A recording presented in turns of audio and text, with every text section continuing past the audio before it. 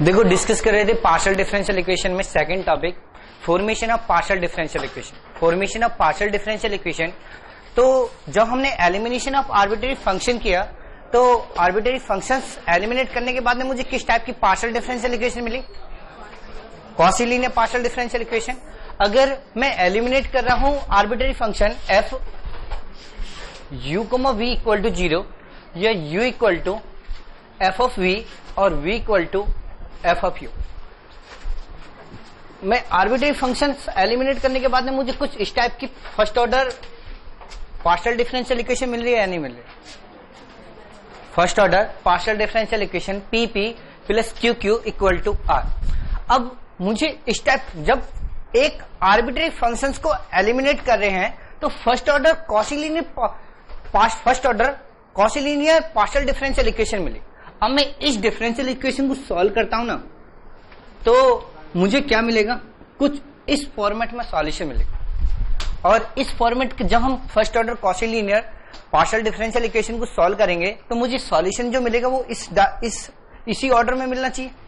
यानी कि हम क्या कर रहे हैं, लैग्रांज जी क्या सोच रहा इस first order partial differential equation के सॉल्यूशन के बारे में।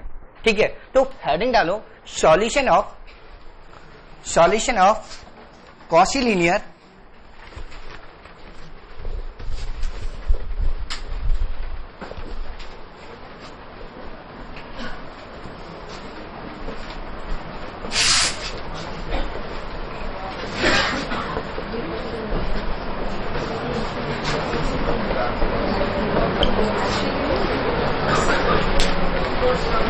First order Cauchy linear partial differential equation. Late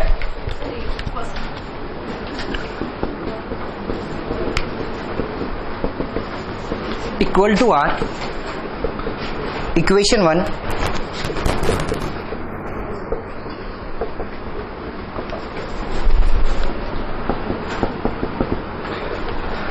late p p plus q q equal to r be equation 1 be Cauchy linear partial differential equation. अब हम late कर रहे हैं, late कि ये हमें गिवन है z equal to z x comma y with the solution of equation 1 with the solution of equation 1। अगर z equal to z x comma y with the solution of equation 1 है तो इसे satisfy करेगा नहीं करेगा? Satisfy करेगा। तो यहां पे कुछ इस टाइप का हम लिख सकते हैं p into z x plus q into z y equal to r लिख सकता हूं। अगर मैं इसको इधर शिफ्ट कर लेता हूं टर्म्स को, आर को, तो p into z x plus q into z y minus r equal to 0 minus r equal to 0। मैं इसको इस फॉर्म में कन्वर्ट कर सकता हूं p q r into z x z y minus 1 equal to 0। इस फॉर्म में लिख सकता हूं या नहीं लिख सकता? ये एक वेक्टर और ये दूसरा वेक्टर, वेक्टर नोटेशन में कन्वर्ट कर दिया तो इसे मैं लिख सकता हूं p q R dot P small P Q और माइनस 1 इक्वल टू 0। ये क्या मेरे पास, जब हमने पहले ही क्लास डिस्कस की थी सरफेस एंड नॉर्मल, तो ये क्या मिल रहा था मुझे? नॉर्मल। अब नॉर्मल हमने डिफाइन किया तो ग्रेडियंट एफ किसको रिप्रेजेंट कर रहा था? नॉर्मल को। जब ग्रेडियंट एफ हमने डिस्कशन किया था तो हमने कुछ ऐसा डिस्कशन किया था, gradient of f dot d r equal to 0। Gradient f मेरे पास क्या था? नॉर्मल। और डी आर क्या है मेरे पास? Tangent vector. अगर ये नॉर्मल वेक्टर है तो ये मेरे पास कैसा मिलना चाहिए? Tangent vector. अब तो इसका मतलब क्या हुआ, अगर ये मेरे पास नॉर्मल वेक्टर है तो पी क्यू आर किसको रिप्रेजेंट करेगा? टेंजेंट वेक्टर को। यही तो मीनिंग हुआ या नहीं हुआ? अगर ये नॉर्मल वेक्टर है तो ये क्या किसको रिप्रेजेंट कर रहा है? टेंजेंट वेक्टर को। अगर ये टेंजेंट वेक्टर को रिप्रेजेंट कर रहा तो यहां से बताओ, या फिर मैं ऐसा लिख सकता हूं vector p q minus 1 perpendicular to the surface in equation 1. Vector PQ -1 perpendicular to the surface in equation 1. Equation 1 should, sorry, यहां से लिखो therefore solution of equation 1 should satisfy the condition या इक्वेशन 3. इस इक्वेशन को क्या मान लो 3. अगर ये इसका सॉल्यूशन है ना z(x, y), तो ये इस कंडीशन को जरूर सेटिस्फाई करेगा. अगर ये इसका सॉल्यूशन है तो इसको किसको सेटिस्फाई करेगा, इस कंडीशन को. अगर ये कंडीशन को सेटिस्फाई करेगा तो PQR, नेक्स्ट लाइन से लिखो, PQR इज क्या, सॉरी इक्वेशन 2.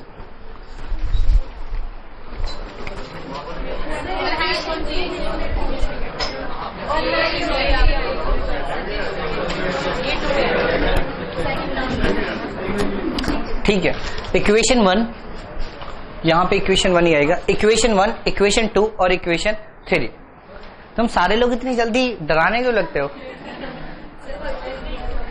और सिर्फ तुम सारे लोग एक साथ होकर बोलते हो तो समझ नहीं आता बोल क्या रहे हो, कि मैंने गलती कहां की है. फिर मुझे अपनी गलती नहीं मिलती. चलो ठीक है, लिखो PQR, the vector PQR is tangent at every point of the surface. At every point of the surface, these kind of surfaces are called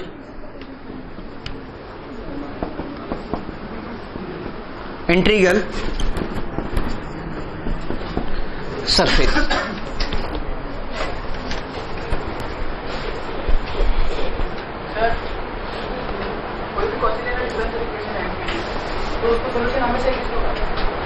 नहीं, अभी एग्जिस्टेंस की बात, इस जब कॉची लीनियर डिफरेंशियल इक्वेशन की बात कर रहे हैं, कॉची लीनियर पार्शियल हाँ ऑलवेज एग्जिस्ट होगा.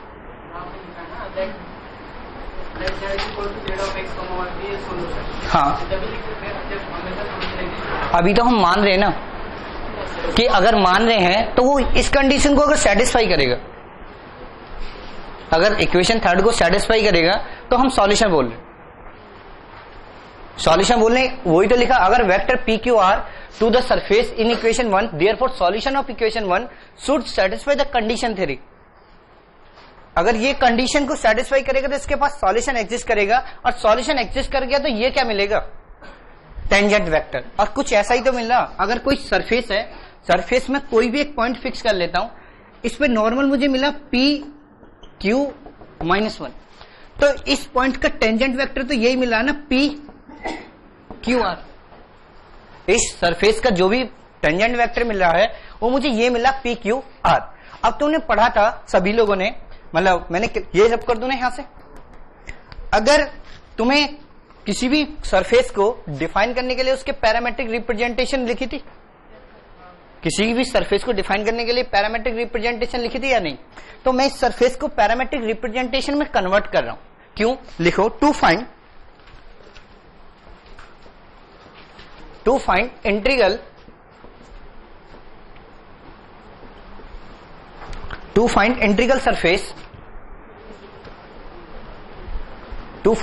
सरफेस वी फाइंड, क्या बोल रहे हो, अभी लिखे देता हूं फिर बता रहा हूं. To find integral surface we find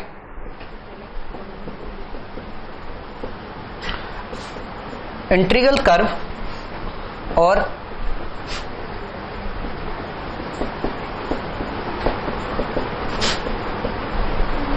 characteristic curve. यानी कि फाइंड तो हम इंटीग्रल सरफेस फाइंड आउट कर रहे हैं, लेकिन हम उन्हें बोल क्या रहे हैं, अगर हम इंटीग्रल कर्व या कैरेक्टरिस्टिक कर्व फाइंड आउट कर लेते हैं तो उन्हीं को क्या बोल रहे हैं, इंटीग्रल सरफेस। अब ये बताओ पैरामेट्रिक रिप्रेजेंटेशन किसी भी कर्व की ये लिख लेते हैं हम, x equal to f1t, y equal to f2t और z equal to f3t। x equal to f1t, y equal to f2t और z इक्वल टू f3t। अगर इसका टेंजेंट वेक्टर लिखोगे तो क्या लिखोगे, टेंजेंट वेक्टर तो यही मिलेगा dx upon dt, dy upon dt और dz अपॉन dt। अगर ये भी टेंजेंट वेक्टर है इसी सरफेस का, तो हमारे पास टेंजेंट वेक्टर क्या था, PQR। तो मेरे पास टेंजेंट वेक्टर PQR ये दोनों कैसे होनी चाहिए, इक्वल होनी चाहिए या प्रोपोर्शनल होनी चाहिए किसी कांस्टेंट के, उससे कोई इफेक्ट नहीं पड़ेगा। अगर मैं कांस्टेंट मल्टीपल भी मान लेता हूं तो उससे क्यों इफेक्ट नहीं पड़ेगा कि अगर ये इक्वल है तो dx upon dt equal to क्या मिलेगा, P, dy upon dt equal to Q और dz upon dt equal to क्या मिलेगा, R। तो यहां से मैं लिख सकता हूं dx अपॉन P इक्वल होगा dy अपॉन Q इक्वल होगा dz अपॉन R के, और यही इसी को हम क्या बोलते हैं, लैग्रांजे ऑक्सिलरी इक्वेशन। इसी को हम क्या बोलेंगे, लैग्रांजे ऑक्सिलरी इक्वेशन। इससे मिलने वाले जो कर्व होंगे, यानी कि वेरिएबल कर्व, जो भी कैरेक्टरिस्टिक कर्व होंगे उसी को हम क्या बोलते हैं, कैरेक्टरिस्टिक कर्व या इंटीग्रल कर्व। और उनसे बनने वाला जो सरफेस होगा जिसे हम लिखते हैं phi u, v equal to 0, इसको क्या बोलते हैं, इंटीग्रल सरफेस या इंटीग्रल कर्व।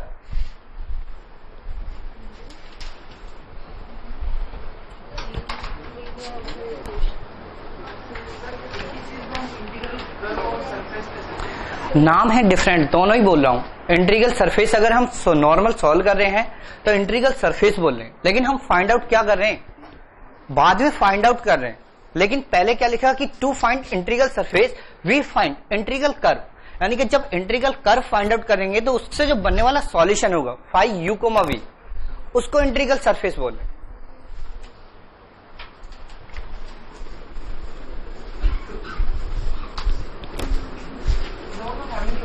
हाँ, फैमिली होगी। अब मेरे पास सॉल्यूशन के लिए क्या, कौन सी इक्वेशन आई, लैग्रांजे ऑक्सिलरी इक्वेशन। अब यहां से हेडिंग लिखो, general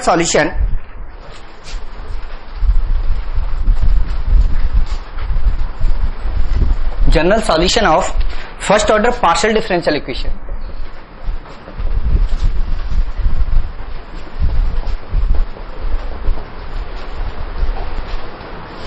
general solution of first order partial differential equation. Late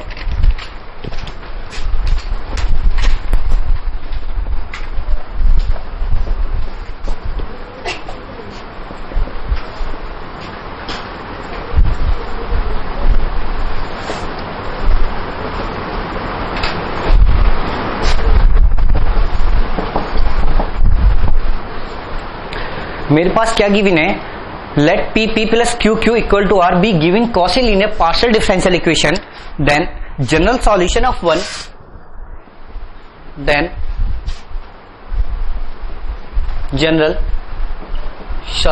one is given by phi u, v equal to 0 और u equal to phi of v और v equal to phi of u। कुछ इसी format में तो इसका solution मिलेगा। जो हम सॉल्यूशन एक्सप्रेस करेंगे तो इसी फॉर्म में सॉल्यूशन को लिखेंगे, phi u, v equal to 0, u equal to phi of v और v equal to phi of u, where phi is an arbitrary function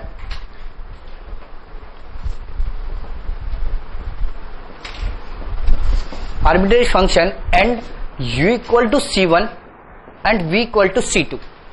u equal to c1 and v equal to c2 are the solution of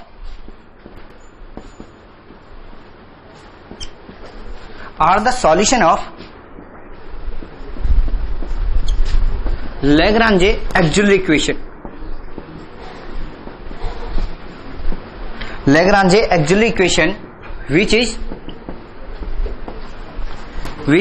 dx upon p, dy upon q और dz upon r, which is dx upon p, dy upon q, dz upon r, और u and v are independent variable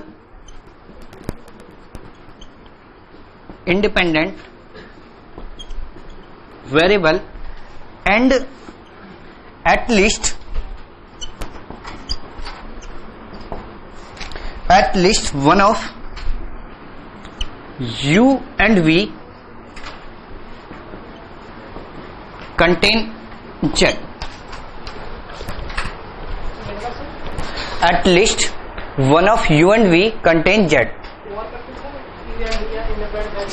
हाँ, और ये भी condition होनी चाहिए u and v are independent variable and at least one of u and v contain z. ठीक है,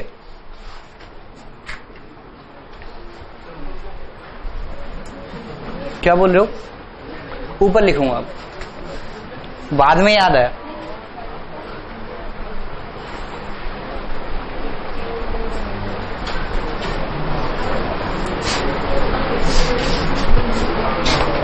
अब देखो, मैंने first order Cauchy linear equation है उसको सॉल्व कर रहा हूं, तो सॉल्यूशन तो यही फॉर्मेट दे रहे हैं या नहीं दे रहे, जिसमें हमने आर्बिट्रेरी फंक्शंस को एलिमिनेट किया और एलिमिनेट करने के बाद में first order Cauchy linear partial differential equation define किया।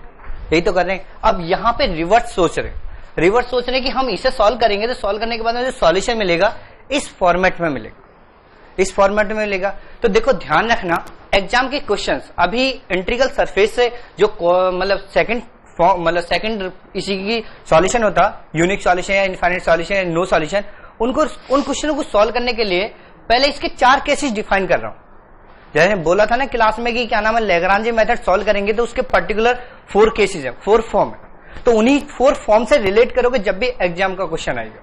तो उसमें लिखो टाइप फर्स्ट वेरिएबल,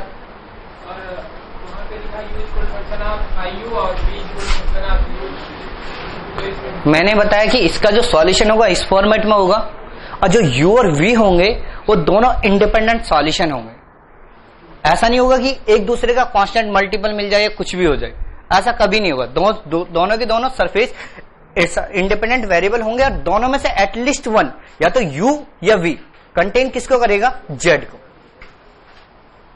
उसका सॉल्यूशन का फॉर्मेट दे रहा हूं ये, और जो फाइंड आउट कर रहे हैं u और v किससे फाइंड आउट कर रहे हैं, लैग्रांज एक्सिलरी इक्वेशन से। अभी क्वेश्चन करता हूं तो समझ आ जाएगी। टाइप फर्स्ट में लिखो late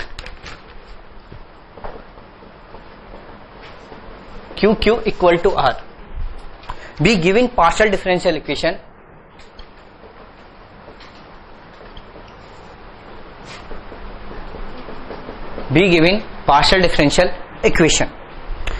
and dx upon p, dy upon q और dz upon r be Lagrange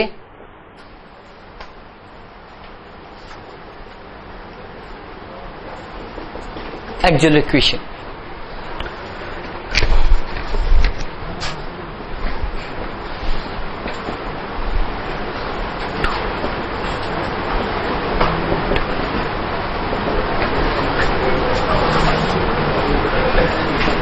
Take two different pair of fraction.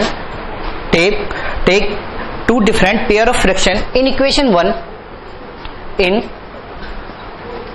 equation 1, we get u x y z equal to c1, and v x y z equal to c2. u x y z equal to c1 और v x y z equal to c2।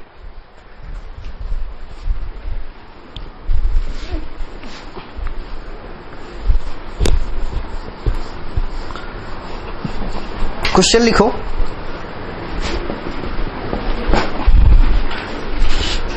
yzp plus z x cube equal to x Y.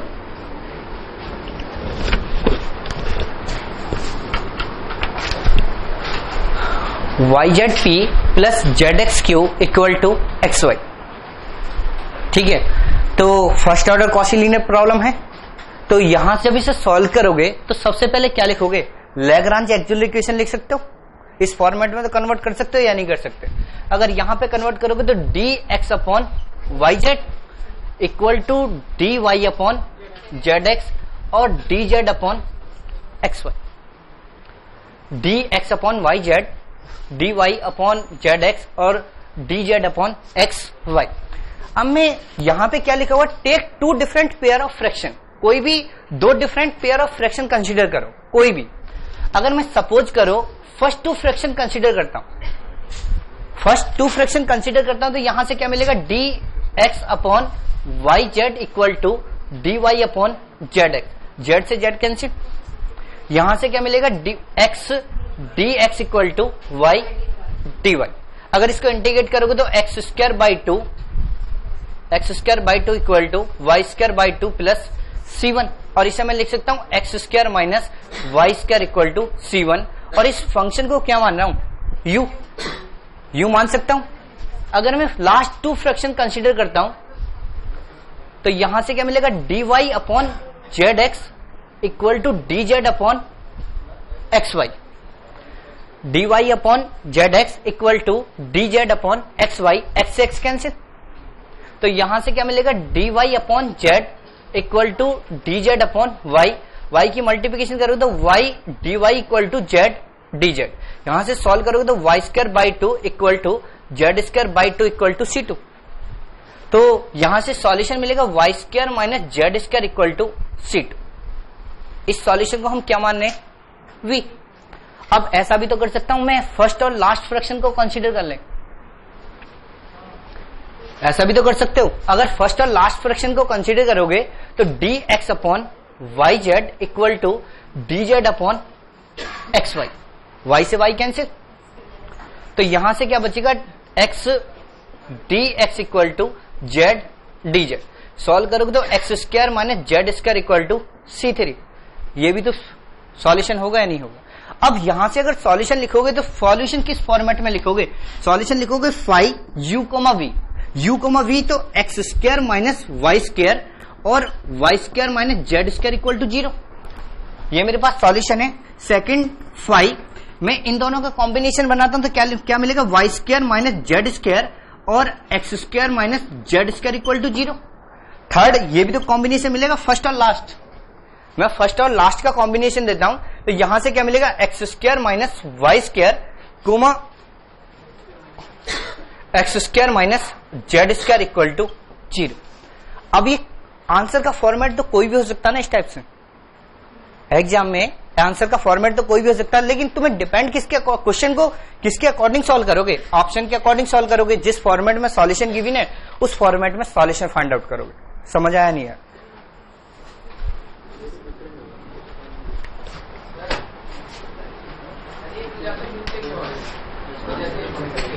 क्या solution unique कब नहीं मिलता? हाँ बिल्कुल हो सकते हैं। अब एक बात बताओ, सरफेस है, सरफेस का सॉल्यूशन तुम बता सकते हो कि टेंजेंट कब कब यूनिक मिलेगी और कब कब नहीं। हमने जैसे जैसे पॉइंट चेंज करोगे, नॉर्मल वेक्टर तो फिक्स हो गया, नॉर्मल वेक्टर तो PQ-1 मिल गया। टेंजेंट वेक्टर तो एवरी पॉइंट के लिए चेंज होगा नहीं होगा, एवरी पॉइंट के लिए चेंज होगा। जैसे जैसे टेंजेंट चेंज होता चला जाएगा ऐसे सरफेस चेंज होता चला जाएगा। क्या बोल रहे हो? अभी मैंने कोई डिस्कशन तो किया नहीं कि इनफाइनाइट नो सॉल्यूशन या यूनिक सॉल्यूशन। अभी किसकी बात कर रहा हूं कि फर्स्ट ऑर्डर सॉल्यूशन की बात कर रहा हूं।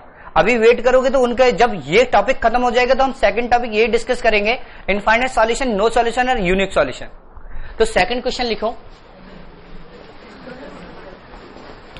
सेकंड क्वेश्चन लिखो, XP plus YQ equal to Z। XP plus YQ equal to Z।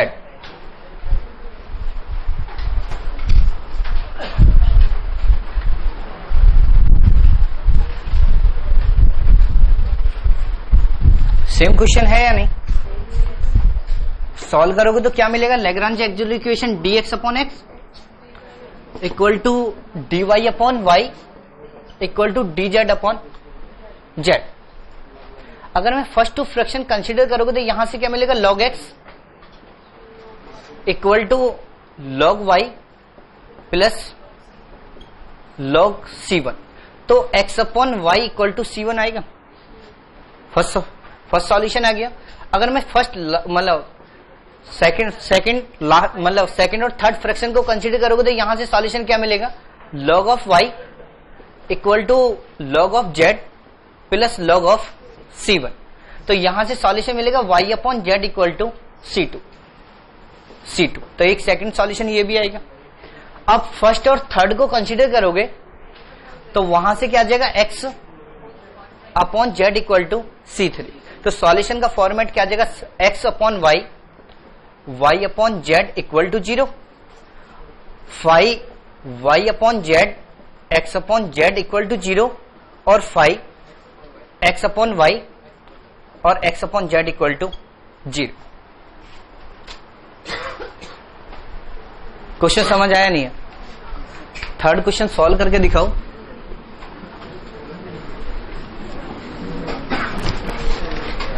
Y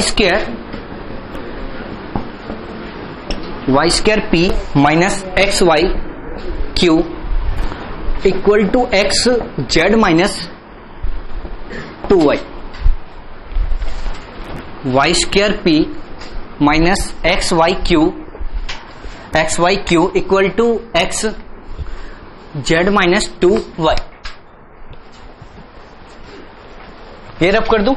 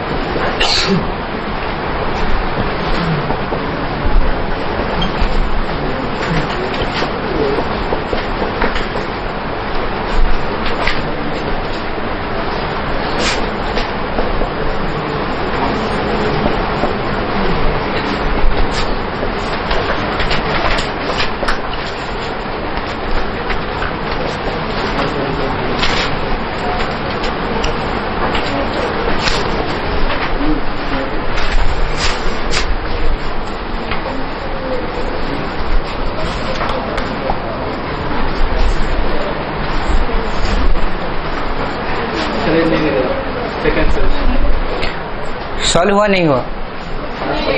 देखो फर्स्ट सॉल्यूशन तो सभी से सॉल्व होगा। यहां पे d x upon y square equal to d y upon minus x y equal to d z upon x z minus 2y।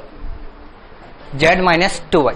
अगर मैं first two fraction consider करता हूं तो y से y कैंसिल, y से y कैंसिल, तो यहां से क्या बचेगा? D x upon y equal to d y upon minus x, यानी कि x square plus y square equal to c. मेरे पास फर्स्ट सॉल्यूशन u आ गया, u इक्वल टू। अब सेकंड सॉल्यूशन फाइंड आउट करना, तो अगर मैं लास्ट टू फ्रैक्शन कंसीडर करता हूं, लास्ट टू फ्रैक्शन कंसीडर करोगे तो x x cancel, x x cancel out हो जाएगा, नहीं हो जाएगा? यहां से क्या यहां पे क्या बचेगा? Minus y upon minus d y upon y equal to d z upon x z minus, ठीक है, जेड माइनस 2y ये बचेगा। अब यहां से क्रॉस मल्टीप्लिकेशन कर सकते हो, क्रॉस मल्टीप्लिकेशन करोगे तो यहां पे माइनस की मल्टीप्लिकेशन यहां पे कर लेता हूं, तो यहां पे z minus d y minus 2y dy equal to minus y d z. अब इस टर्म को इधर शिफ्ट कर दो, इस टर्म को सेपरेट कर दो, तो यहां पे क्या बनेगा, z d y plus y d z equal to 2y into d y. ये क्या है, डी वाई जेड, यानी कि इसे मैं लिख सकता हूं d y z equal to 2y into d y. Integration करोगे तो y z minus y z equal to y square plus C2, यानी कि y z minus y square equal to C2। देखो अभी तो तुम्हें यहां पे प्रॉब्लम आई, एग्जाम में बेसिकली बस जो क्वेश्चन सॉल्व नहीं होंगे इस स्टेप में प्रॉब्लम आएगी, जो फर्स्ट ऑर्डर डिफरेंशियल इक्वेशन है ना वो भी सॉल्व नहीं होने की। अभी हम क्वेश्चन भी करेंगे बाद में, तो फर्स्ट ऑर्डर डिफरेंशियल इक्वेशन के जितने भी मेथड है कि homogeneous, variable separable, exact, linear in x, linear in y, तो वो सारे याद होने चाहिए, क्योंकि हम जो लैग्रांज मेथड अप्लाई करेंगे तो फर्स्ट ऑर्डर डिफरेंशियल इक्वेशन में ही कन्वर्ट होगा।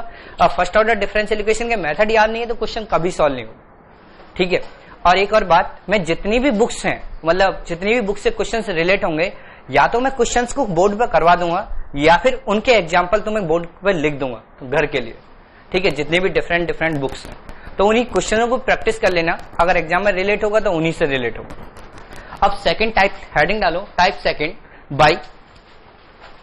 By taking two fraction, type second में लिखो by taking two fraction we get u x y z equal to C1। हाँ, fraction we get u x y z equal to C1, यानी कि हमने first solution find out किया, then other v x y z equal to C2 is obtained by, then other v x y z equal to C2 is obtained by using of first solution.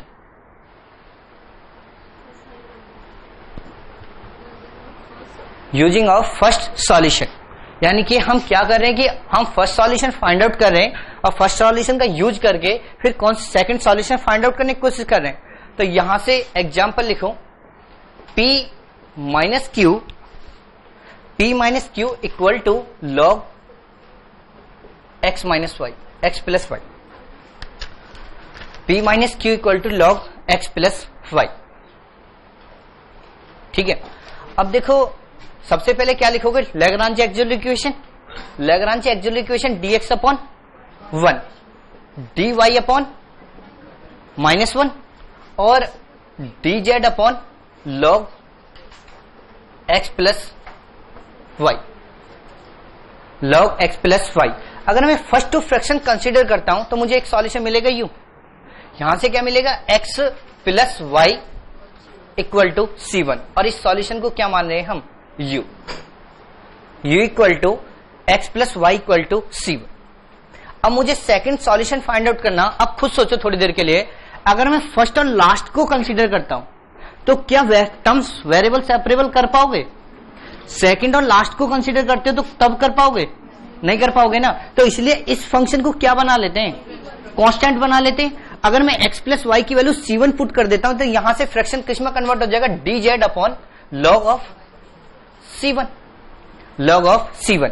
अब यहां से तुम्हारे पास दो choice हैं, first और last और second और last. अब किसी भी केस में सॉल्यूशन मिल सकता है या नहीं मिल सकता। अब ऐसे तुम यहां पे सॉल्व करोगे तो पहले हम फर्स्ट और लास्ट के अकॉर्डिंग सॉल्व कर रहे हैं, dx अपॉन 1 और dz अपॉन log C1। अगर ये सॉल्व करोगे तो यहां से क्या मिलेगा, x into log C1, x into log C1 equal to z plus C2, यानी कि x log x plus y minus z equal to C2। ये सॉल्यूशन आएगा नहीं आएगा, यहां तक तो कोई प्रॉब्लम नहीं। अब मैं सेकंड और लास्ट फ्रैक्शन कंसीडर करता हूं, सेकंड और लास्ट। अगर लास्ट कंसीडर करोगे तो यहां से क्या मिलेगा, dy equal to dz upon log C1। तो यहां से सॉल्व करोगे तो minus y log C1 equal to z plus C3, या फिर z plus y log x plus y equal to C3। ये सॉल्यूशन आएगा नहीं है। अब किसी भी फॉर्म में तुम आंसर लिख सकते हो, यू फाई यू और वी, फाई यू और वी। ये मेरे पास u है और ये मेरे पास v और ये भी मेरे पास क्या है v। किसी का भी कॉम्बिनेशन लिख सकते हो। अब देखो यहां पे मैंने इस कॉम्बिनेशन और इस कॉम्बिनेशन में सॉल्यूशन लिखा या नहीं लिखा? इस कॉम्बिनेशन और इस कॉम्बिनेशन में भी लिख सकते हैं। एग्जाम में तुम ऑप्शन के ऊपर डिपेंड करेगा कि वो फर्स्ट और लास्ट फ्रैक्शन सॉल्व करवा रहे हैं या सेकंड और लास्ट फ्रैक्शन सॉल्व करवा रहे हैं।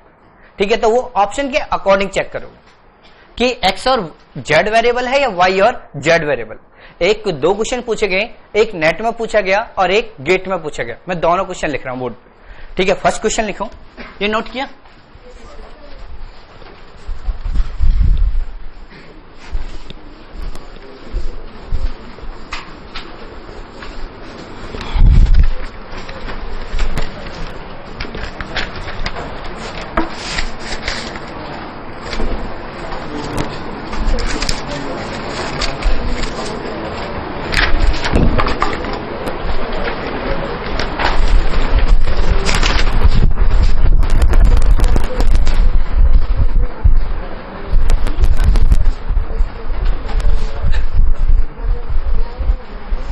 The integral curve of the equation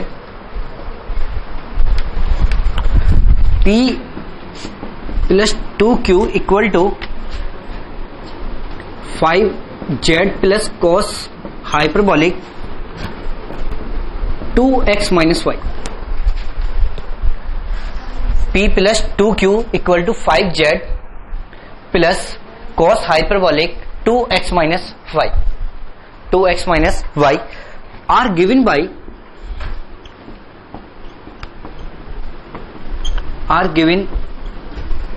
by the intersection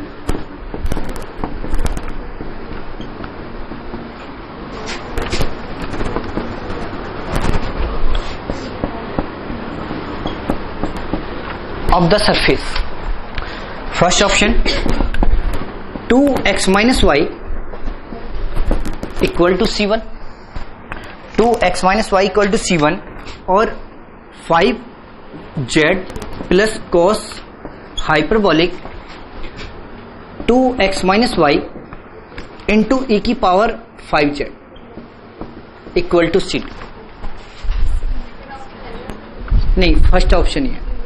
second option x minus 2y equal to c1 और 5z plus cos hyperbolic x minus 2y e की power 5z equal to c। Third option 2x minus y equal to c1, 5z plus cos hyperbolic 2x minus y e की power, sorry यहां पे z था ना, यहां पे x है, x क्योंकि z यहां पे आ गया। यहां पे लिखो minus x equal to c2 और fourth option x minus 2y equal to c1 और 5z plus cos hyperbolic x minus 2y e की power minus x equal to c2।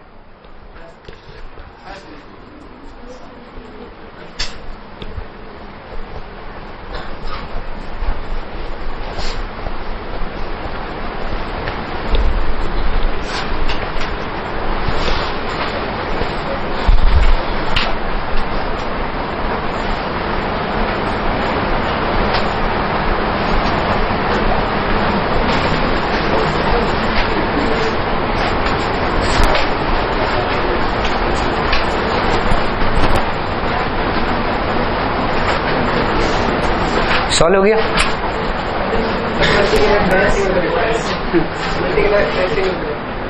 Single he correct होगा, चलो दोनों ही चेक कर लो, multi correct है single correct है, आप दोनों ही चेक कर लो, कुछ भी की भी नहीं है।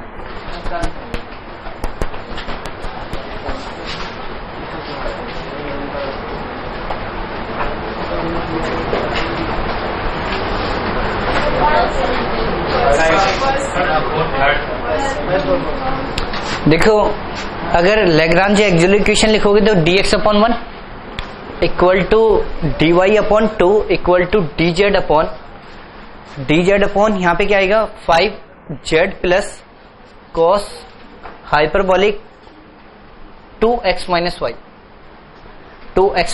वाई।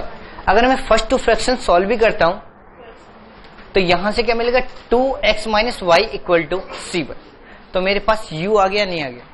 अगर मेरे पास u आ गया u equal to 2x minus y equal to C1, तो एटलीस्ट अगर ऑप्शन हुआ या तो फर्स्ट होगा या थर्ड होगा, तो सेकंड और फोर्थ ऑप्शन तो डिस्कार्ड कर दोगे तुरंत। एक सॉल्यूशन मिलने के बाद ही बोल सकते हो कि या तो फर्स्ट सॉल्यूशन होगा या थर्ड। अब यहां से 2x minus y equal to C1, तो अगर मैं इस फ्रैक्शन को किसी भी फ्रैक्शन के साथ कंसीडर करता हूं तो क्या सॉल्व कर पाता हूं? सॉल्व तो नहीं कर सकता ना। तो फर्स्ट सॉल्यूशन का यूज कर सकते हो। फर्स्ट सॉल्यूशन का यूज करोगे तो ये फंक्शन क्या हो जाएगी? कांस्टेंट, यानी कि dz upon 5z plus cos hyperbolic C1। अगर अब देखो यहां पे भी यही तो बोल रहा था कि सारे ऑप्शन में किसकी टर्म गिवन है? x की। इस टर्म के साथ मल्टीप्लिकेशन किसकी है? x की। तो हमें फर्स्ट और लास्ट फ्रैक्शन सॉल्व करना। ऑप्शन में गिवन है ना फर्स्ट और लास्ट, तो अगर फर्स्ट और लास्ट फ्रैक्शन सॉल्व करोगे तो dx upon 1 equal to dz upon 5z plus cos hyperbolic C1। अगर इसका इंटीग्रेशन करोगे तो क्या मिलेगा? x equal to log 5z plus cos hyperbolic C1 upon में क्या आएगा? 5 आएगा, नहीं आएगा, प्लस log ऑफ C2। इससे 5 की मल्टीप्लिकेशन कर दो तो यहां पे मिलेगा 5x equal to log 5z plus cos hyperbolic 2x minus y into C2। और इसे कुछ ऐसा लिख सकता हूं, e की power 5x equal to 5z plus cos hyperbolic 2x minus y into C2। तो इसे ऐसे लिख दो, इसको शिफ्ट कर दो, C2 को डिवाइड कर दो, तो यहां से क्या मिलेगा? C2 equal to 5z plus cos hyperbolic 2x minus y e की power minus 5x।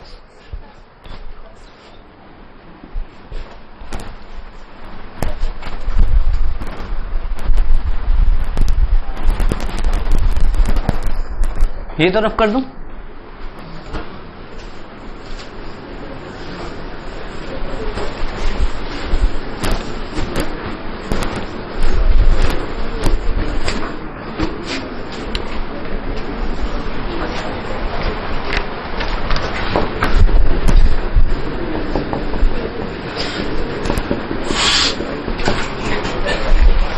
The general integral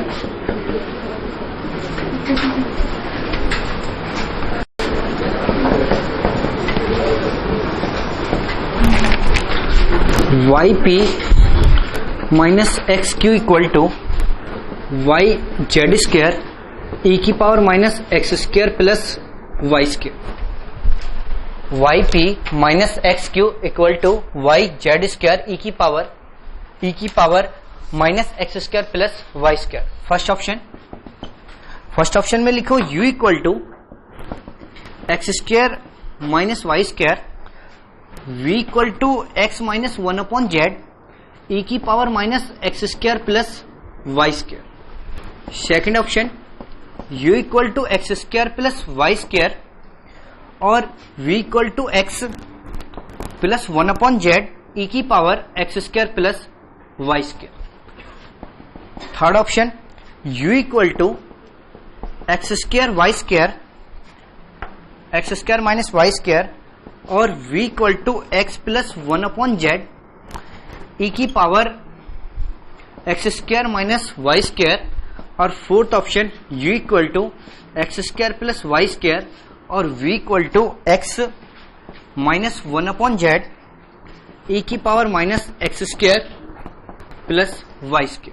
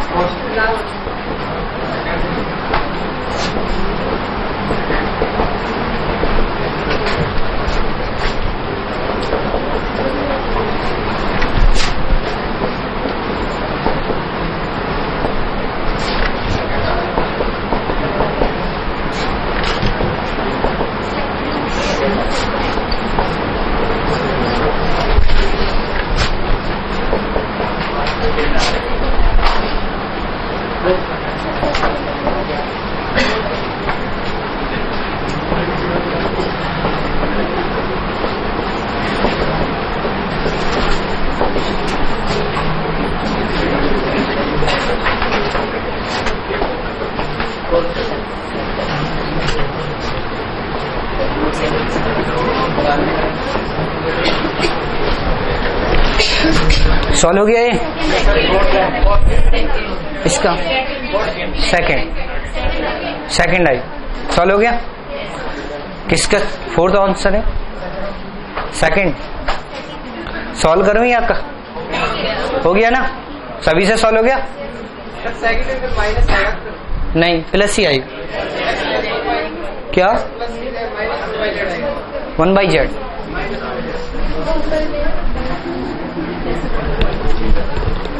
चलो आप बताओ कि सॉल्व करोगे तो क्या आएगा? dx upon y equal to dy upon minus x equal to dz upon y z square e की power minus x square plus y square. अगर मैं फर्स्ट टू फ्रैक्शन को सॉल्व करता हूं तो x square plus y square equal to c1 मिलेगा। X square plus y square equal to c1 अगर यहां पे पुट कर देता हूं तो dz upon y z square e की पावर माइनस c1। मैं फर्स्ट और लास्ट फ्रैक्शन कंसीडर करता हूं तो यहां से क्या आएगा? dx अपॉन वाई, वाई से वाई कैंसिल, और dz upon z square into e की पावर c1। इसका इंटीग्रेशन करोगे तो x, इसका इंटीग्रेशन करोगे तो माइनस 1 अपॉन जेड, और टर्म्स को शिफ्ट करोगे तो प्लस 1 अपॉन जेड ई की पावर c1, और c1 की वैल्यू क्या आएगी? X square plus y square equal to c2।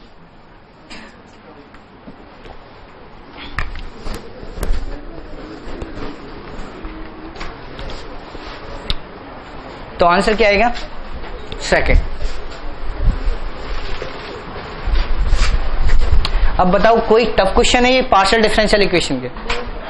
सारे ही क्वेश्चन इतने इजी हैं। पार्शियल डिफरेंशियल इक्वेशन बहुत इजी है, ठीक है, सारे क्वेश्चन अटेम्प्ट हो जाएंगे।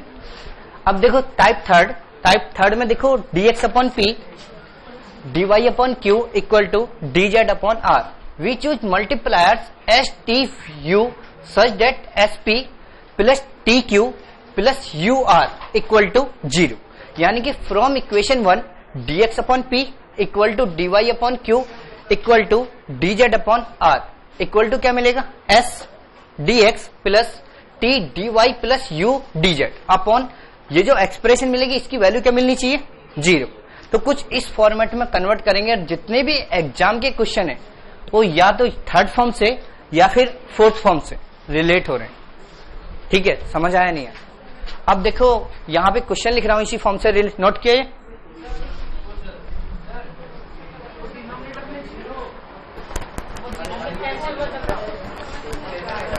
अभी मैं क्वेश्चन लिख रहा हूं फिर समझा रहा हूं। ये उन्होंने बनाया कि हम ऐसा कुछ बनाएंगे जब ये किसी के इक्वल नहीं है, ये इसके इक्वल है, ये इसके इक्वल है, तो यहां पर हमने किसी फ्रैक्शन इसको कन्वर्ट किस फॉर्म में कर दिया? इस फॉर्म में कन्वर्ट कर दिया। S d x plus t d y plus u d z upon में क्या गया? 0। अब 0 क्यों बना रहे? जिससे किसी भी फ्रैक्शन के साथ कंसीडर करेंगे तो वो पार्ट क्या हो जाएगा? 0 हो जाएगा, नहीं हो जाएगा? वो पार्ट 0 हो जाएगा। और ये इंटीग्रेशन कर लोगे, इंटीग्रेशन करोगे तो सॉल्यूशन मिल जाएगा।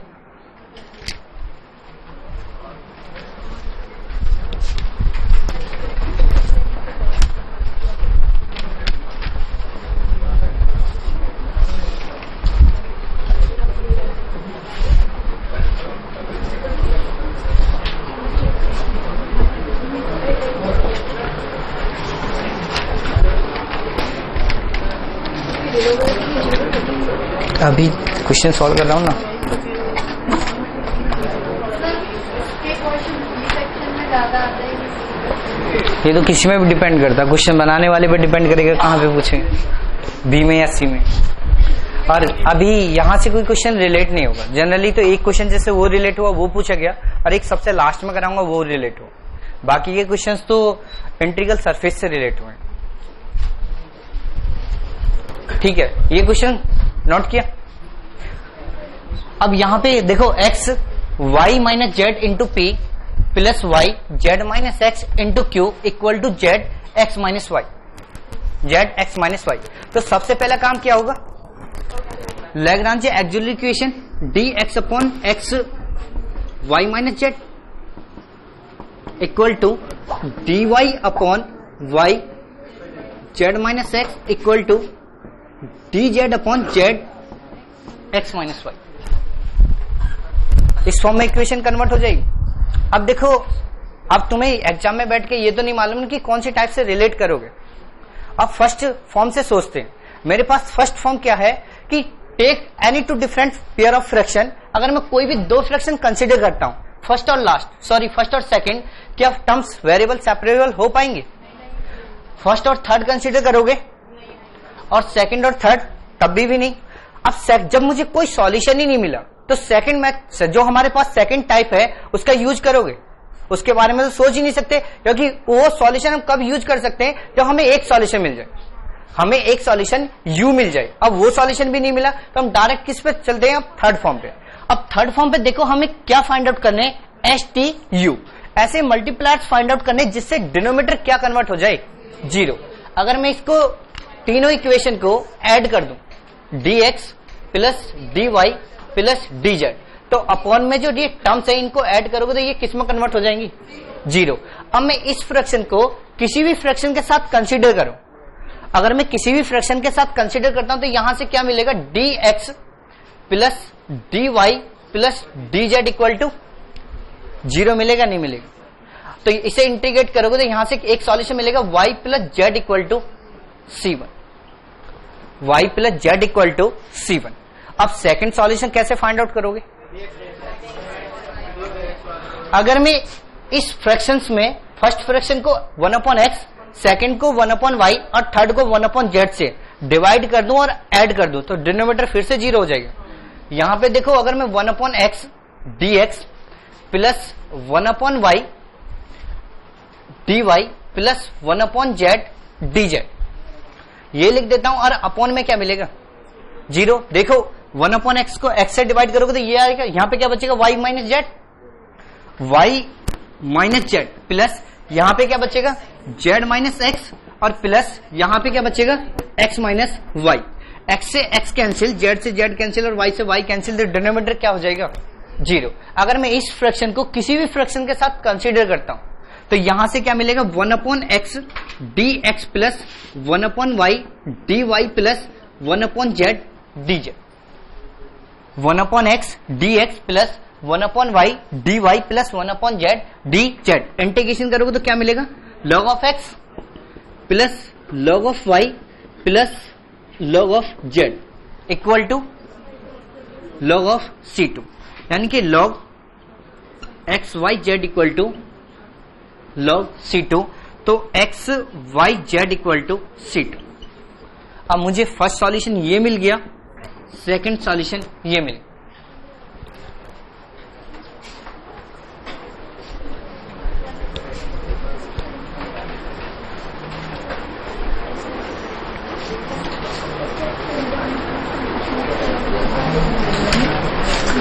ये समझ आया नहीं है? अब देखो यहां पे एक क्वेश्चन आता, यहां पे ये क्वेश्चन होता कि जो हम multipliers x S t you find out कर रहे हैं, S t you find out कर रहे हैं, तो मैंने तो यहां पे 1 और 1 1 1 लिया, कोई और कुछ भी तो ले सकता, कोई और डिफरेंट मल्टीप्लायर्स फाइंड आउट करें और यू फाइंड आउट कर ले, फिर कोई और डिफरेंट फ्रैक्शंस मतलब मल्टीप्लायर्स फाइंड आउट करे और कोई और सॉल्यूशन फाइंड आउट कर ले, तो ऐसे तो डिफरेंट डिफरेंट इनफाइनाइट सॉल्यूशन मिलेंगे, मिलेंगे या नहीं मिलेंगे? तो उस प्रॉब्लम को, हमारी प्रॉब्लम नहीं है सॉल्व करने की, वो है एग्जामिनर की, वो ऑप्शन क्या फ्रेम कर रहा। तो यानी कि हम किसकी हेल्प से सॉल्व करेंगे, ऑप्शन की हेल्प से, कि ऑप्शन में क्या गिवन है और हमें क्या फाइंड आउट करना। समझ में आ गया, नहीं आ गया? अब नेक्स्ट क्वेश्चन सॉल्व करके दिखाओ। General solution general solution z minus y, the general solution of z minus y into p plus x minus z into q equal to y minus x.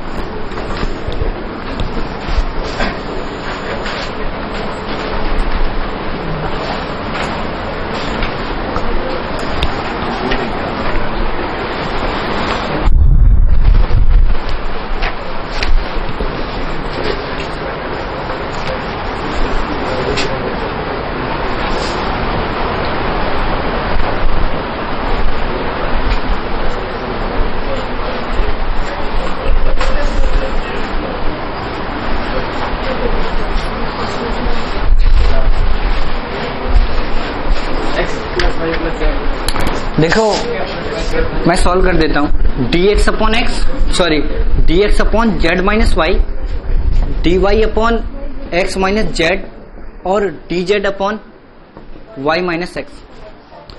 अब देख लो ना कि अगर मैं इन किसी भी फ्रैक्शन को ऐसे सोचो कि ऐसा मत सोचो कि जैसे हम फर्स्ट थर्ड केस को सॉल्व कर रहे हैं, ऐसे फर्स्ट केस से रिलेट करो।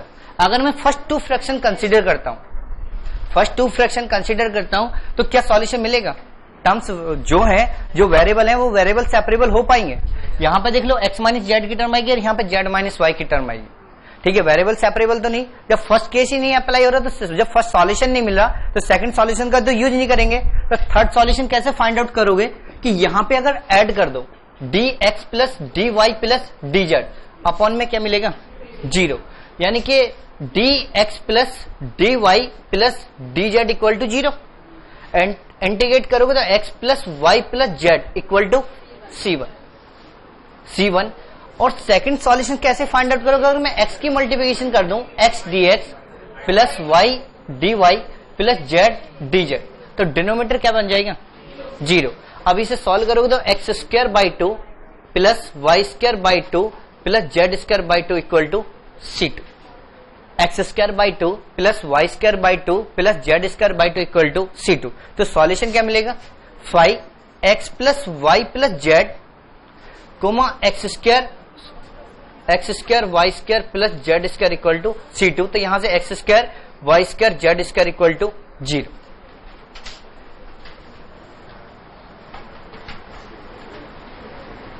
इजी क्वेश्चन है या नहीं है? अब नेक्स्ट लिखो।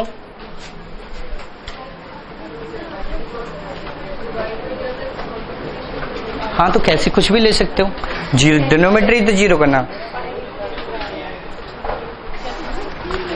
फाइंड जनरल सॉल्यूशन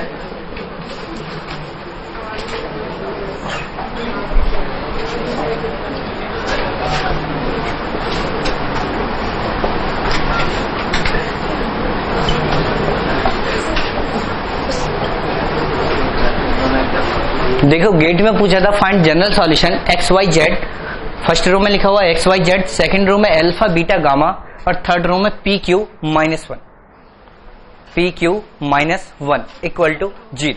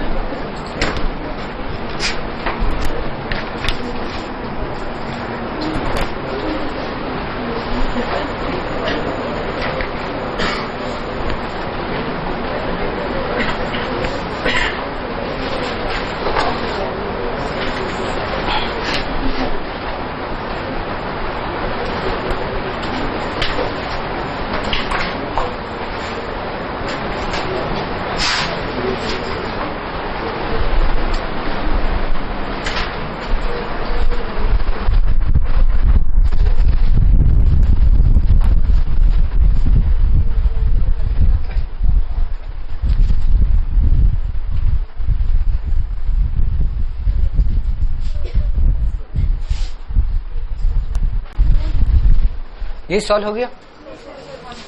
देखो अगर सॉल्व करोगे तो यहां से पहले क्या फाइंड आउट करोगे, डिटरमिनेंट सॉल्व करोगे तो first order partial differential equation मिलेगी, उसे सॉल्व करोगे तो यहां से P इक्वल टू क्या मिलेगा,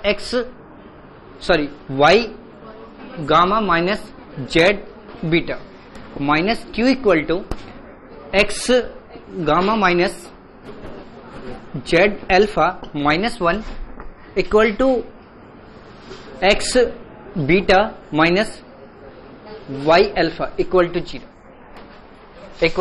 जीरो।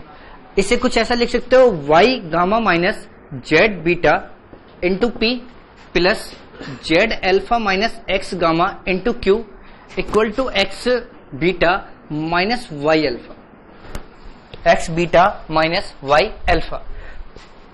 तो यहां से फर्स्ट ऑर्डर कॉची लीनियर मिल गई, लैग्रांज इक्वेशन लिख सकते हो। तो d x upon y gamma minus z beta equal to d y upon z alpha minus x gamma और d z upon x beta minus y. अब मुझे क्या find out करना, सॉल्यूशन फाइंड आउट करने। सॉल्यूशन फाइंड आउट करोगे तो तीनों equation में अगर मैं फर्स्ट इक्वेशन में किस ऐड कर दूं तो क्या डिनोमिनेटर जीरो हो रहा, नहीं। अगर मैं x की मल्टीप्लिकेशन कर दूं, यहां पर x की मल्टीप्लिकेशन, यहां पे y की मल्टीप्लिकेशन और यहां पर z की मल्टीप्लिकेशन, तो डिनोमिनेटर किस में कन्वर्ट हो जाएगा, जीरो में। यानी कि x dx plus y dy plus z dz upon में क्या मिलेगा, जीरो। और इसको किसी भी फ्रैक्शन के साथ कंसीडर करोगे तो क्या हो जाएगा, जीरो। और इसका सॉल्यूशन क्या आएगा, x dx plus y dy plus z dz equal to zero. Solve करोगे तो x square plus y square plus z square equal to C1। मुझे फर्स्ट सॉल्यूशन में, अब मुझे क्या फाइंड आउट करना, सेकंड सॉल्यूशन। अगर मैं यहां पर अल्फा, यहां पर बीटा और यहां पे गामा की मल्टीप्लिकेशन करूं तो फिर से डिनोमिनेटर जीरो हो जाएगा। यानी कि alpha dx plus beta dy plus gamma dz upon zero. तो यहां से सॉल्व करोगे alpha x beta y plus gamma z equal to C2। देखो इस सॉल्यूशन की प्रॉब्लम नहीं है, ये जो हम सॉल्यूशन फाइंड आउट कर रहे हैं इनकी प्रॉब्लम नहीं है, हम फाइंड आउट कैसे कर रहे हैं। इस जो डिटरमिनेंट लिखा हुआ ना, इसको first order partial differential equation में कन्वर्ट करने में प्रॉब्लम थी। एग्जाम में जब क्वेश्चन पूछा जाता और नई फ्रेमिंग होती है तो वो चीज समझ नहीं आती। ये तो हमें ऑप्शन से मिल जाएंगे ना। यहां पे सॉल्यूशन क्या गिवन है, alpha x plus beta y plus gamma z. तो मुझे क्या फाइंड आउट करना है, ये कब मिल सकता है, जब अल्फा डीएक्स हो, बीटा डीवाई हो और गामा डीजेड हो, तभी तो ये सॉल्यूशन मिलेगा।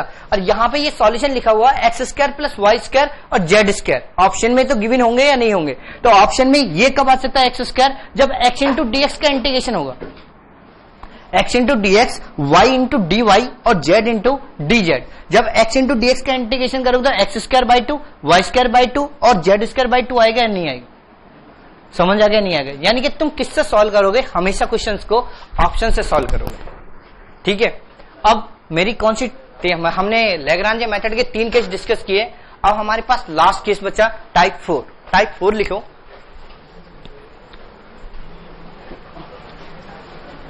ये तो रब कर दो ना,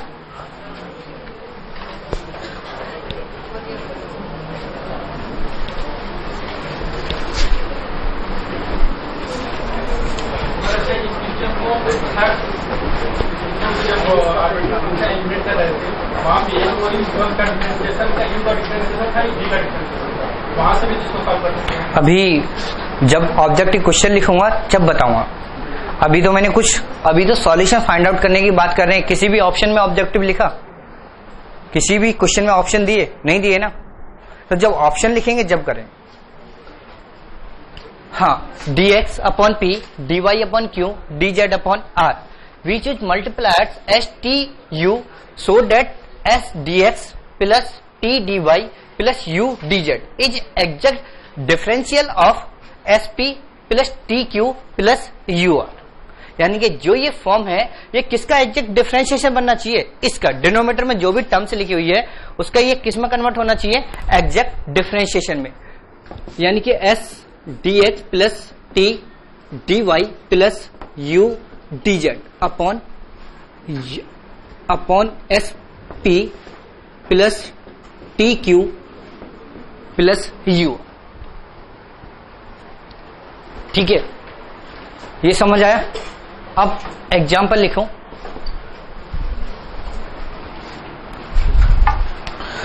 y plus z plus x plus y plus z p plus z plus x q equal to x plus y. Y plus z p plus z plus x q equal to x plus y, x plus y. तो सबसे पहले क्या लिखोगे, Lagrange absolute equation d x upon y plus z equal to d y upon z plus x और d z upon x plus y.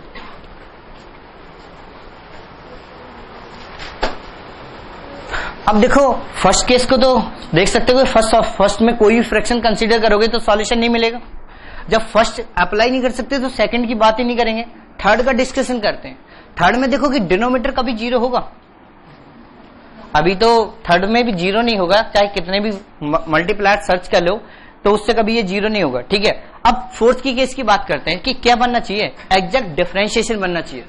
अगर मैं first में से सेकंड को माइनस करूं तो यहां से क्या बनेगा, d x minus d y, d x minus d y upon y y minus x. अगर सेकंड में से थर्ड को माइनस करते हैं तो d y minus d z upon z minus x, और फर्स्ट जेड माइनस वाई। और अगर थर्ड लास्ट में से फर्स्ट को माइनस करते तो क्या मिलेगा, D z minus d x upon x minus Z. अब मैं फर्स्ट और सेकंड फ्रैक्शन कंसीडर करता हूं, फर्स्ट और सेकंड फ्रैक्शन कंसीडर करता हूं तो यहां से क्या मिलेगा, अगर माइनस कॉमन ले लूं तो d x minus d y upon x minus y equal to minus d y minus d z upon y minus z. Minus से माइनस कैंसिल। अगर मैं इसको एक्स माइनस वाई को टी मान लूं तो ये इसका डिफरेंशिएशन है, इसे वाई माइनस जेड को यू मान लूं तो ये इसका डिफरेंशिएशन है। तो अगर इसका डिफरेंशिएशन है तो इंटीग्रेशन करोगे तो क्या मिलेगा, log x minus y, log x minus y equal to log y minus z plus log c. तो यहां से सॉल्यूशन मिला log x minus y upon y minus z equal to log c, यानी कि x minus y upon y minus z equal to c one, y minus z equal to c one. ऐसे ही मैं second और third fraction को consider करता हूं। अगर सेकेंड और थर्ड को कंसीडर करोगे तो यहां से y minus d y minus d z minus y minus z equal to minus d z minus d x upon z minus x. Minus से माइनस कैंसिल, तो यहां से इसको t मानोगे तो फिर से डिफरेंशिएशन, u मानोगे फिर से डिफरेंशिएशन। तो डायरेक्ट लिख देता हूं log y minus z equal to log z minus x plus log c2 plus log c2। अब इसे डायरेक्ट लिख दूं y minus z upon z minus x equal to c2। ऐसे ही अगर फर्स्ट और लास्ट को कंसीडर करोगे तो फिर एक और फ्रैक्शन मिल जाएगी, मिलेगा या नहीं मिलेगा। तो अगर इस टाइप का क्वेश्चन आएगा तो एक सॉल्यूशन तो तुम फाइंड आउट कर लोगे, लेकिन एक प्रॉब्लम आई, जो पेपर दिसंबर वाला पेपर है ना, जो अभी जून के पहले वाला जो दिसंबर वाला पेपर है, वहां पे सेम क्वेश्चन इसी टाइप का रिलेट हुआ, जो ये क्वेश्चन है इसी टाइप का, और वहां पे क्या सॉल्यूशन फाइंड आउट, पहले ये नोट करो फिर मैं लिखता हूं। क्या बोल रहे हो, एक मिनट रुक जाओ, सारे क्वेश्चन बोर्ड पे करा दूंगा। जितने भी क्वेश्चंस हैं और जो भी कंसेप्ट पूछे गए वो सारे बोर्ड पर जब तुम पार्शियल डिफरेंशियल इक्वेशन खत्म कर दो तब बोलना कि कौन सा क्वेश्चन ऐसा था कि इससे टफ था। ठीक है, जब बोल सकते हो अभी नहीं बोल सकते। ये रब कर दूं,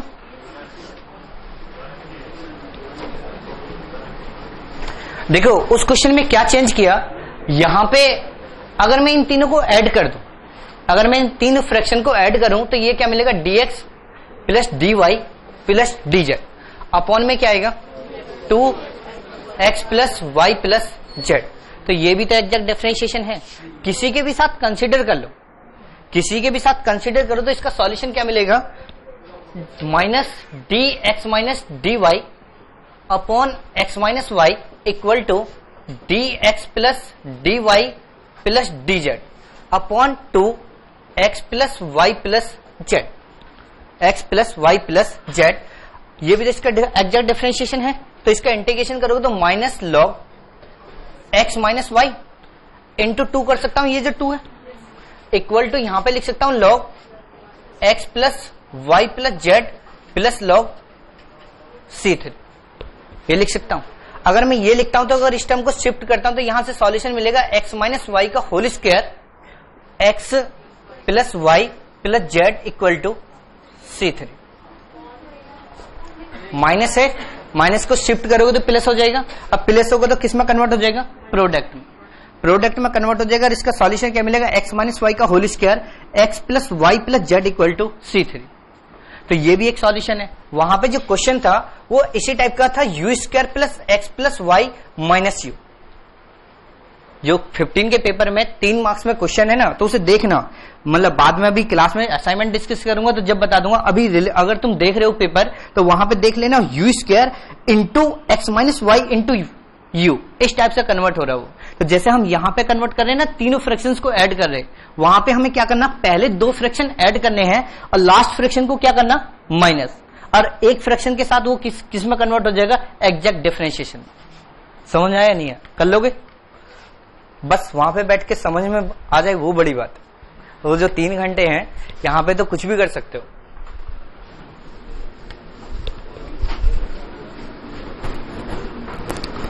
चलो नेक्स्ट क्वेश्चन लिखो। एक्स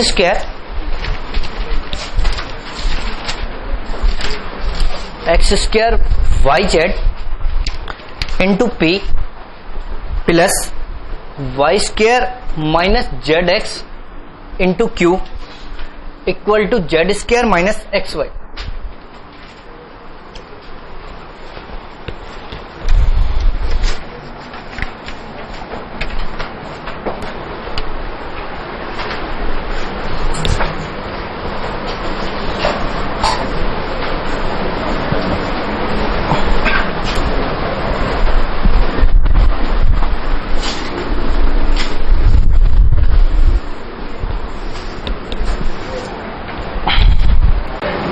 समझ आ गया कि एक्स सॉल्व हो गया।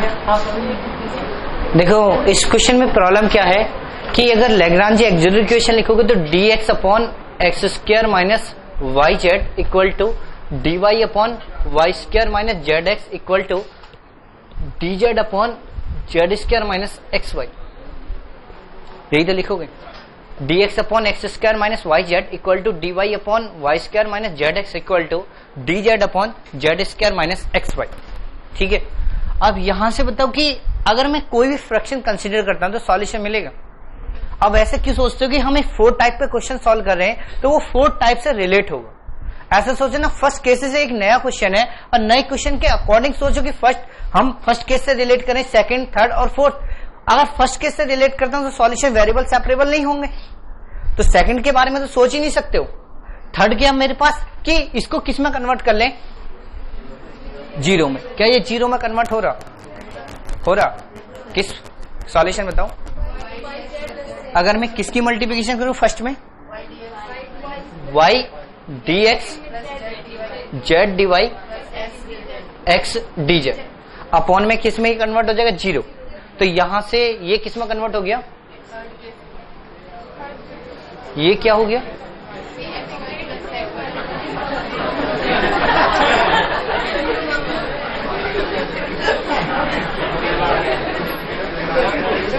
देखो हाँ, अगर मैं फर्स्ट में से सेकंड, शांत हो जाओ। देखो सबसे बड़ी बात होती है कि यहाँ के बोलना और अपना लॉजिक, लेकिन गलत लॉजिक ही देते हैं तो बहुत अच्छी बात होती है। लेकिन गलत लॉजिक पे भले ठीक है उन्होंने दिया, तुम लोग अपने अंदर भी तो देखो कि तुमने तो वो गलत लॉजिक भी नहीं बोला, इसका मतलब तुमने तो वो ट्राई भी नहीं किया।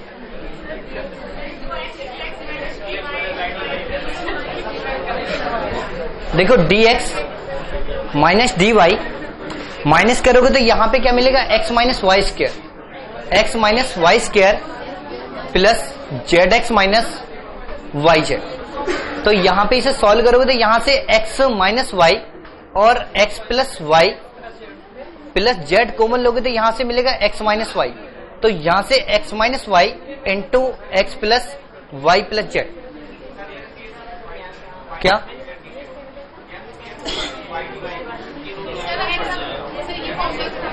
ये तो मैंने गलत किया सही किया?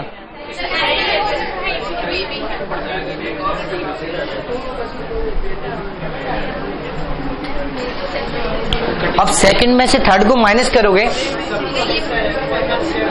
तो y minus z x plus y plus z और last z x minus d z minus d x, तो जेड माइनस एक्स और x plus y plus z. तो यहां से कोई भी फ्रैक्शन कंसीडर कर लो तो कंसीडर करोगे तो ये किस में कन्वर्ट हो जाएगा, लास्ट क्वेश्चन ही तो कन्वर्ट होगा, dx minus dy upon x minus y equal to dy minus dz upon y minus z upon y minus z. तो यहां पे क्या कन्वर्ट हो गया, log x minus y upon y minus z equal to log of c1। तो x minus y y minus z equal to c1, एक solution मिला। अब मैं लास्ट और सेकंड और थर्ड फ्रैक्शन को कंसीडर करता हूं तो यहां से क्या मिलेगा, dy minus dz upon y minus z equal to dz minus dx upon z minus x। Integration करोगे तो यहां पे log y minus z equal to log z minus x plus log of c2। तो यहां से solution मिलेगा log y minus z upon z minus x equal to log of c2। तो y minus z upon z minus x equal to c2।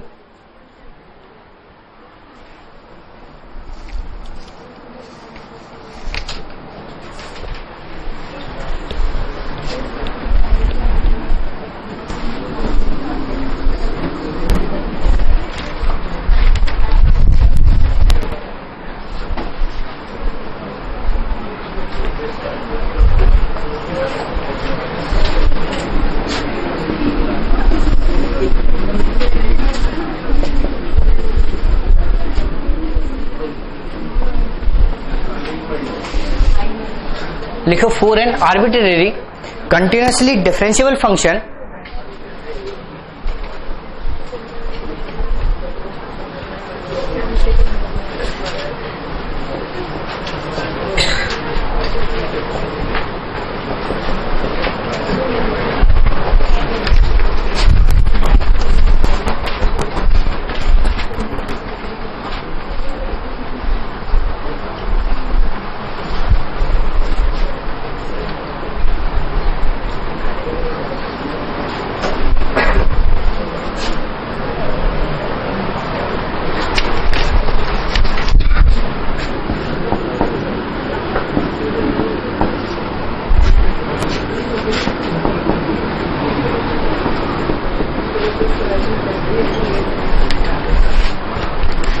for an arbitrary continuously differential function f, which of the following is a general solution of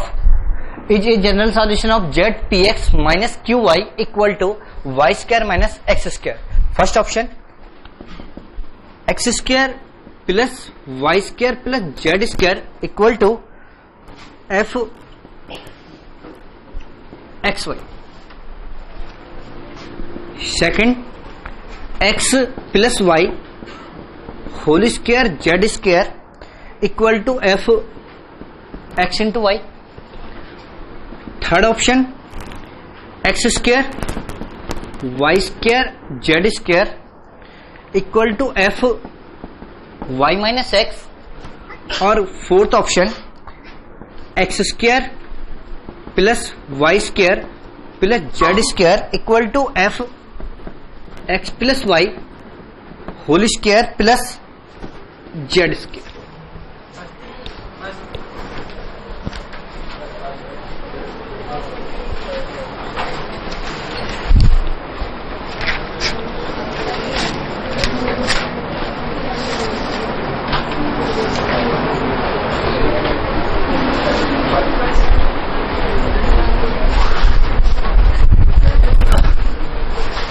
single correct नहीं है, multi correct है।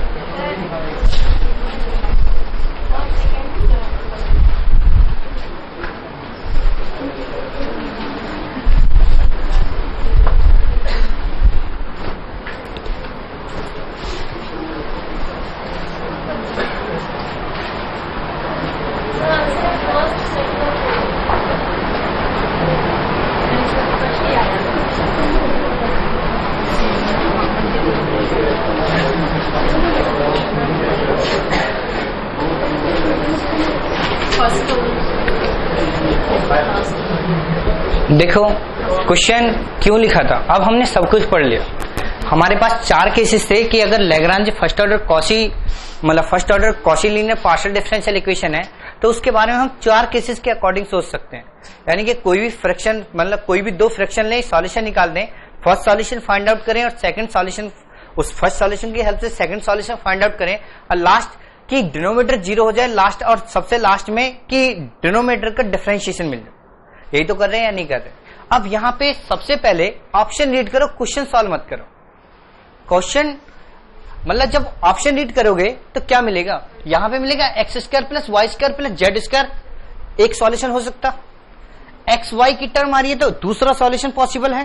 Third x plus y का whole square plus z square, यानी कि third term ये possible है, equal to C3, ये solution मिल सकता। और एक लास्ट क्या है, y minus Z, y minus x, तो ये सॉल्यूशन भी पॉसिबल हो सकता है। यानी कि जो भी हमें सॉल्यूशन मिलेगा इस डिफरेंशियल इक्वेशन को, ये 4 केसेस हो सकते हैं। जो सॉल्यूशन फाइंड आउट करना, हमें कैलकुलेशन किसके अकॉर्डिंग करनी है, ऑप्शन के अकॉर्डिंग।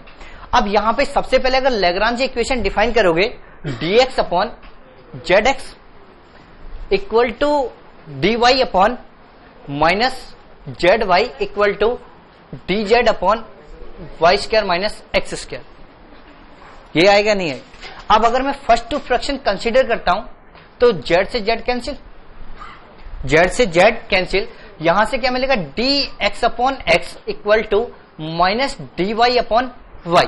इंटीग्रेशन करोगे तो क्या मिलेगा, log of x equal to log of Y plus log C1, यानी कि मैं लिख सकता हूं minus x into Y log x into Y equal to log of C1, तो x y equal to C1,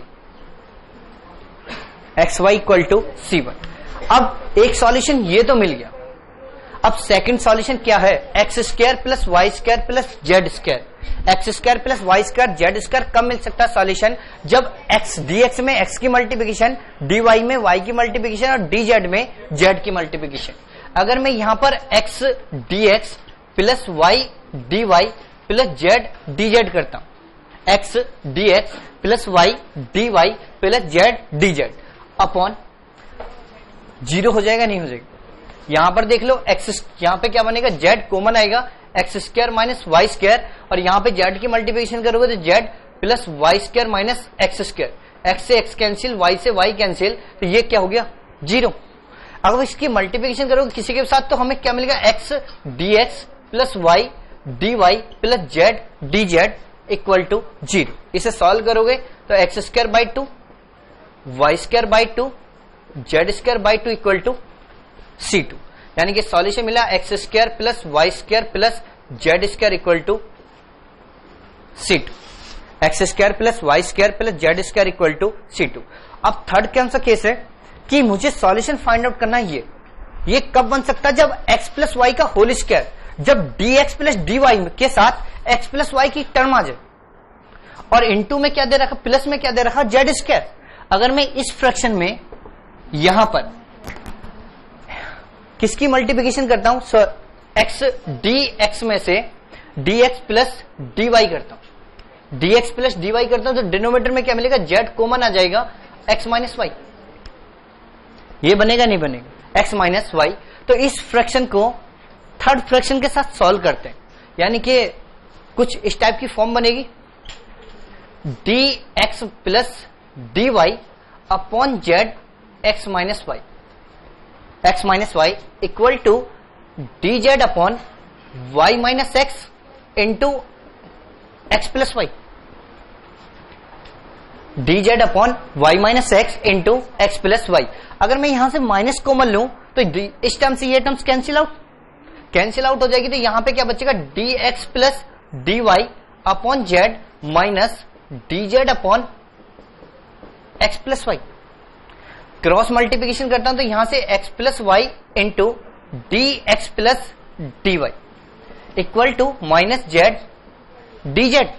integration करोगे तो यहां से x प्लस वाई का whole square upon 2 equal to minus z square by 2 plus c3।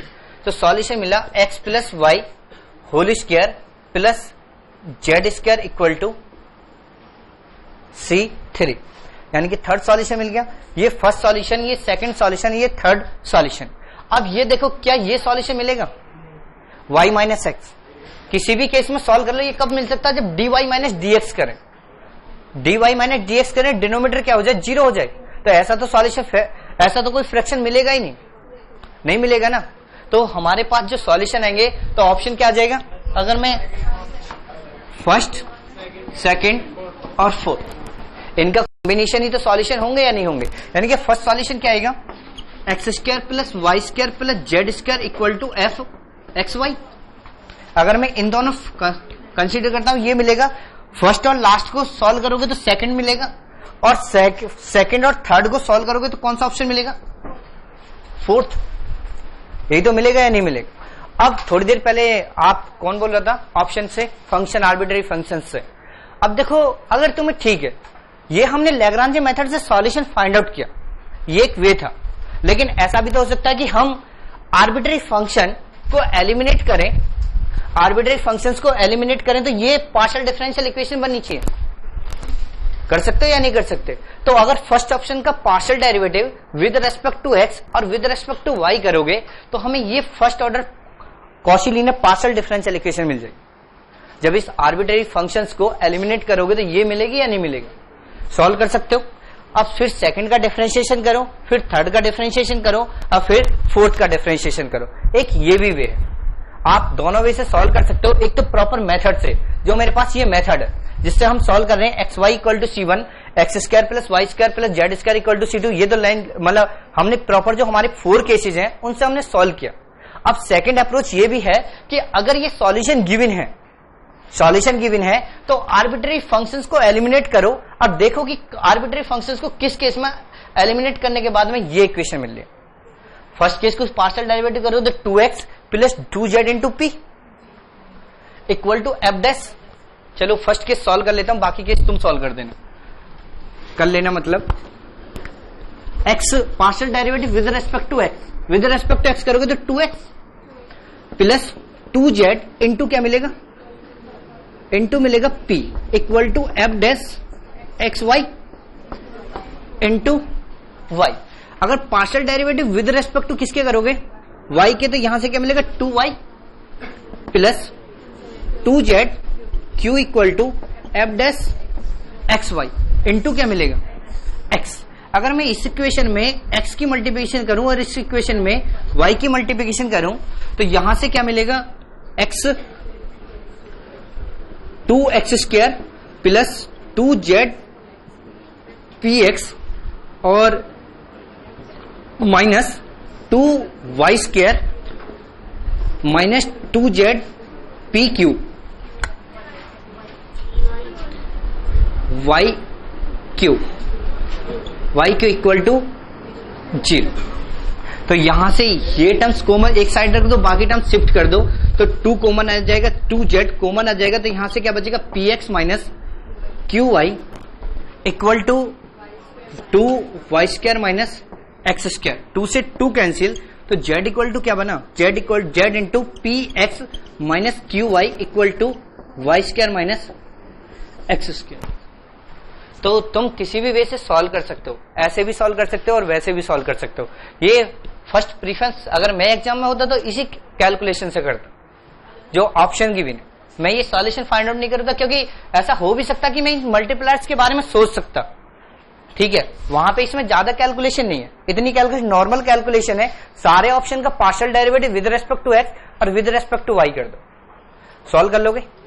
यानी कि किसी न किसी वे से तो हमें सॉल्यूशन मिल जाएगा, क्वेश्चन छूटना नहीं चाहिए। तो यानी कि अब हम जो डिस्कशन कर रहे थे लैग्रांज मेथड से first order Cauchy linear problem का डिस्कशन कर रहे हैं, और वो क्या फाइंड आउट कर रहे हैं, जनरल सॉल्यूशन। और जनरल सॉल्यूशन जब भी फाइंड आउट करोगे उसके कितने केसेस बनेंगे, 4 केसेस बनेंगे, ठीक है। अब यहां से सेकंड टॉपिक रिलेट होता है integral surface passing through given curve, ठीक है। अब ये टॉपिक मैं नेक्स्ट क्लास में पढ़ाऊंगा, क्योंकि इसमें कम से कम 20 या 25 मिनट तो लग ही जाते हैं।